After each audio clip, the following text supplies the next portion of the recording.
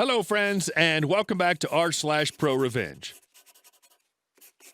Today we have one more set of great revenge stories. And if you're new here, don't forget to subscribe to the channel and turn on notifications so you don't miss a new video every single day.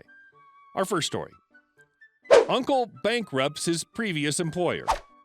My uncle is an Indian doctor. In the 90s, there was a massive doctor shortage in Australia, so the government gave him citizenship.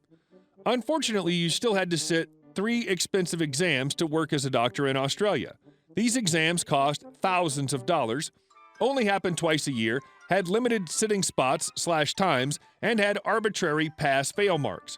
So many Indian doctors ended up becoming taxi drivers and small businessmen, etc. My uncle decided instead he would reapply to go through Australian medical school. Sure enough, being a doctor for 10+ years makes medical school easy, and my uncle was top of the class. He decided since he was already pushing 40 and had a family, he would apply to become a GP, family physician, instead of applying to be a surgeon like most of his teachers had suggested. At the time, many desperate foreign doctors were applying for GP residency. They would essentially get treated like crap. They would be forced to work unpaid overtime, they would not be given proper study time or leave to sit mandatory exams, they would pocket the meals, accommodations, study, leave allowances that you were supposed to be paid by the training college. They would roster you to work every Saturday and Sunday shift, and if you refused, they'd give you a bad review and your training would be jeopardized. This mostly happened to foreign doctors, as most of them would be in bad debt and highly desperate for any sort of work. When my uncle graduated, he applied for GP training in a practice that's located within an Indian ethnic enclave so that he would have access to religious food/schools, etc. for the kids.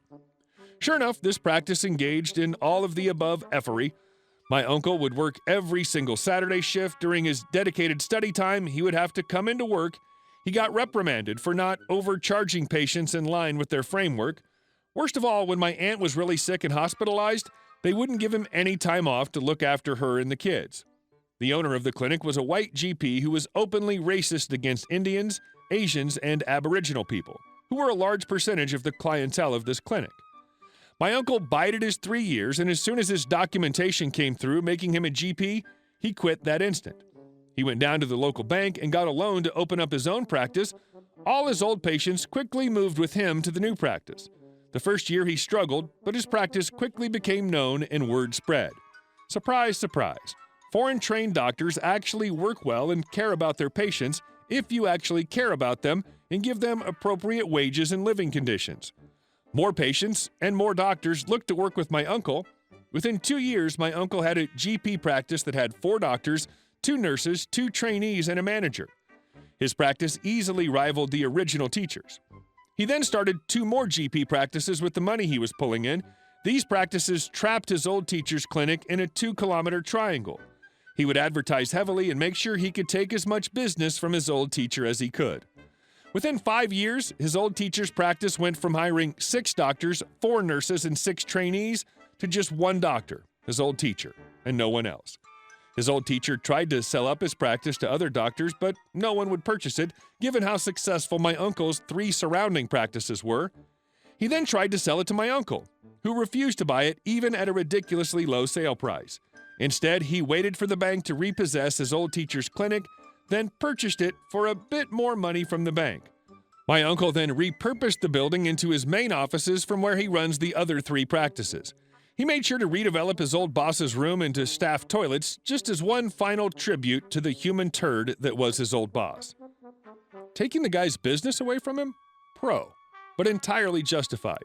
Making his office into the toilets? Petty, but awesome. I think I like your uncle. And our second story. Make my life hell at multiple jobs? I'll get you fired. Backstory. In the early 2000s, I worked for an overpriced CD store. I really liked my job aside from one coworker, Karen. We just didn't get along. I tried to make the best of it, but she was a borderline bully. Of course, she gets promoted to keyholder and proceeds to turn into a full-blown power trip bully. She made my life hell, and a job that I had previously loved I couldn't stand anymore. I made a formal complaint that made its way to HR, but I was done working there, which was her goal. Of course, when HR investigated my claims, They found she and the assistant manager were dating. Oops. And she was moved to another store since fraternizing was against policy. Apparently, she didn't like that store and quit. A few months later, I was happily working at defunct bookstore, and who gets a job at the defunct bookstore at another mall? Karen. Over the next few months, she proceeds to do little things to annoy me, like hanging up when I would call their store for a customer or leave me on hold forever. Of course, I would get in trouble for not effectively handling the customer with their needs. The revenge. About 6 months into the job, I heard through the grapevine of store gossip that Karen had been injured in a car accident. Apparently, she had hurt her back and went on medical leave. She couldn't stand for more than 10 minutes at a time without excruciating pain. This is important. She was on indefinite leave, and the store couldn't hire anyone to replace her while on medical leave, leaving them shorthanded. And I knew her manager was really annoyed after a few months. 2 months later, a few friends of mine and I decided to go play pool. A former coworker, Rick, from the overpriced CD store was there. Rick: "Man, too bad you weren't here last night. It would have been a reunion. Karen and assistant manager were here playing pool." Me: "Karen was playing pool?" Rick: "Oh yeah, they come in every Wednesday night." Me: "Really? That's interesting. Every Wednesday, huh? How long has this been going on?" Rick: "A few months now." Yeah, for the entire time she was on medical leave, Karen was out playing pool once a week, not at home in debilitating pain like she claimed. The next day, I went to her defunct bookstore and asked to speak to the manager. I told him all about her weekly pool sessions and encouraged him to be at the pool hall the next Wednesday night to catch her in action. That Thursday, she was fired. The last time I saw her, she and her friend were attempting to follow me home from work. I called the police and led them into the police station, where they told her to leave me alone or be arrested. She stayed away from me after that. Karma is a B, Karen. And our next story. How I screwed my lying employer back by not doing anything. 2 years ago, I worked in southern China. I had my own little business after spending a year teaching English, and life was good. I eventually got an offer to teach business at a university. The offer was from a friend/acquaintance whom I knew from doing freelance IT at a local expat bar. I was always there, helping the old business guys work their computers. Anyway, this guy, R, was an academic. And like most expats and academics, he was a drunk. No big deal. I was used to the type. He offered me a job at the university he worked at, BIT, Beijing Institute of Technology. The pay seemed good, class hours were short, only about 2 to 3 classes per day, sometimes less, and it was in a great location. So knowing R as a person I liked and trusted more or less, I started there. Fast forward 2 months. My boss there, Jeff, is a piece of crap. He hasn't told me an honest word since I got there.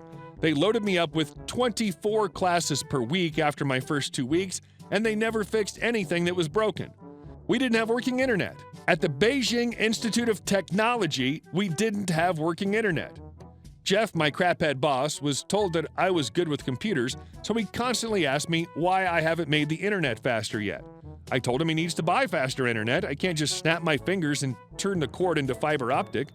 I sent him emails about the usual stuff: students cheating, no internet, books being illegally printed from the UK curriculum and thus being about UK business law and not Chinese or even international business law. He ignored it all. Eventually, I got in trouble for letting my students out after a final. Yes, my students were supposed to stay in class for another 2 hours after a final. Evidently, it wasn't a legit school, and the students' parents could possibly complain to authorities if they found out their kids weren't in classes that they paid for. The authorities would then come to BIT and shut everything down because of missing business/education licenses. I'd asked Jeff what to do after finals, or if I could just let the students out, but like always, he ignored my emails. Jeff brought me into his office and showed me other emails from another teacher talking about how professional that teacher was for emailing him everything, all in a condescending tone. Because of the course, I made up my mind then and there to get the hell out. Anyway, I'd been there 2 months. My suggestions and ideas had all been ignored. I'd been lied to about how many classes I would have to teach, and my boss is an a-hole. It's also time for me to get a new Chinese visa. Well, the admin there tells me to just go to Hong Kong and get a business visa. 1, teaching under a business visa was illegal. 2, they won't pay for it. 3, I can't do that because my passport has 6 months of validity left, and you can't get new visas when there's just 6 months left. BIT should have known that because they had scans of my passport for the last 2 months, but lazy morons never bothered to check. Now, I knew number 3 was going to happen. I couldn't trust Jeff or BIT, but I could trust them to be incompetent morons who wouldn't actually handle something.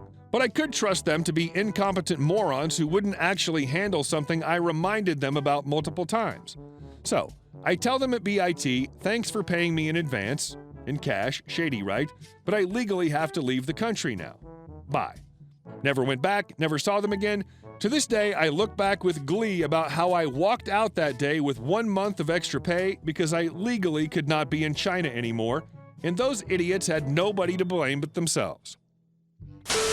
And our last story. So you want me to fire everyone at the Christmas party? Okay then.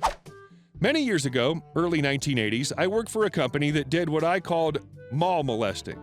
They did market research surveys in a mall and were always stopping people to ask questions, etc. The company was run by 3 older women who'd started it in their kitchen. They were opinionated and had no care about anything but money. Part of this included paying employees not by the hour but by the survey, which was against labor rules as it never matched the basic hourly wage. This is important. Christmas came and we were planning our employee party when one of the owners called and told us that in order to avoid paying bonuses, we were to fire everyone at the party, then hire back the ones that we liked after the new year. We, the other managers and I, talked about it, and I called the Federal Bureau of Labor, who'd been trying to get the information for the employee pay for several years but had always been turned away.